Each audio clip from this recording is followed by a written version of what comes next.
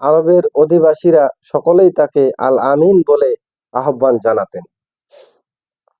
রাসূলুল্লাহ সাল্লাল্লাহু আলাইহি ওয়াসাল্লাম ছিলেন আরববাসীদের মধ্যে সব চাইতে নির্ভরযোগ্য আমানতদার।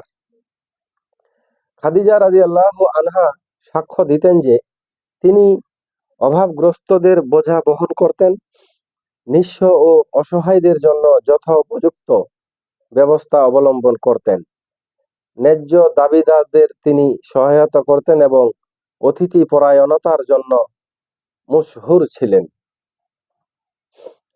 পবিত্র জীবনের মক্কা অবস্থানকাল, দাওয়াতের সময়কাল ও স্তর।